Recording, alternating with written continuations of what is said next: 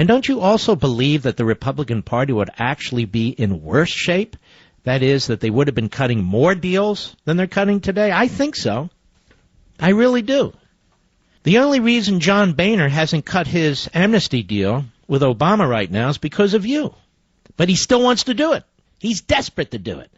In my humble opinion, he is bought and paid for by the U.S. Chamber of Crony Capitalism. The man raises millions and millions of dollars on the weekends for this speaker's slush fund, which he uses to buy patronage among Republican members so he can keep the speakership or influence the future of the House. He's an old bull who became speaker as a result of the Tea Party movement. But outside of his district, none of us voted for him. It's just the way the system works.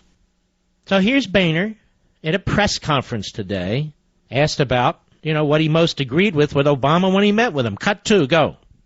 This week, what was the one area where you found the most agreement, if any? Well, I'm not going to outline everything that went on in the meeting with the president, but immigration, we had a very healthy conversation on immigration. Yeah, I'm sure I know what he says. Barack, I've got to deal with these throwbacks in the Tea Party. They're really difficult to deal with. The xenophobes, racists. We're not cohesive here. The Chamber of Commerce is with us. Big Labor's with us. LULAC, La Raza, every left-wing group you can imagine. Every establishment Republican group. The Democrats are with us, but it's this damn Tea Party. I can hear them.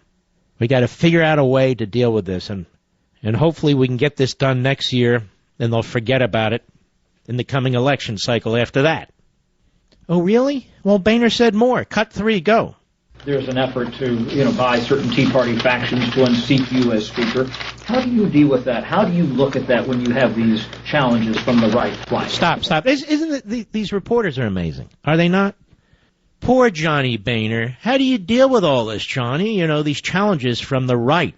He should be on the right, quote unquote. That is a constitutional conservative. What did he say? Go. Listen, I have made it clear I have great respect for the Tea Party. Oh, yes. And the energy they've brought to the electoral process. Stop. You're the Speaker of the House because of the Tea Party, pal. Or you just be another congressman from Ohio. What do you mean you have great respect for the Tea Party? You should say, I'm part of the Tea Party. The Tea Party put me here. It's too hard to say, isn't it, Johnny? I'm not done with this. I want to go back through this clip briefly because it needs it. All right, let me tell you something. One day, maybe a year or two from now, I'm going to have to write or tell you about the drama that goes on just to do a radio show behind the scenes. It's incredible. The conflicts, the obstructions, the distractions. We muscle through. But it's absolutely amazing just to be able to get on the air and do what you do. One day, free at last, and I will explain it, but not now. Anyway, back to John Boehner. I want you to listen to this again. Cut 3, go. There's an effort to, buy certain Tea Party factions to unseat you as Speaker.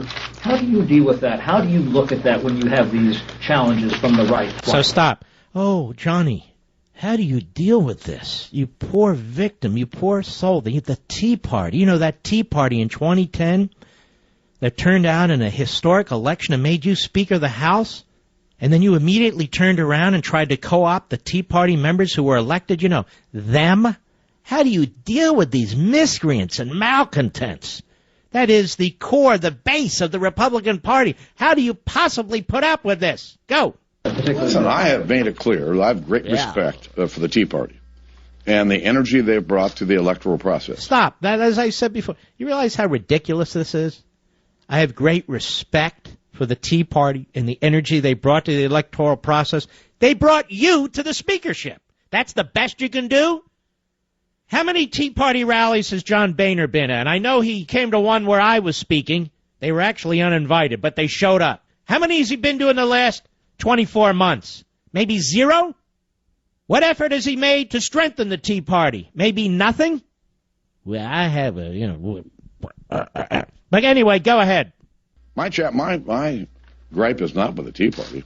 My gripe is with some Washington organizations who feel like they've got to go raise money by beating up on me and others. Really, Johnny? Well, how do you raise money, by the way? Did I read somewhere you raised like $56 million? What do? You go around and what? Do you sell flowers? Do you, what does he do, Mr. Producer? How does he raise money with the millionaires and billionaires? That Peter Schweitzer book suggested certain things that were a little sleazy, I thought.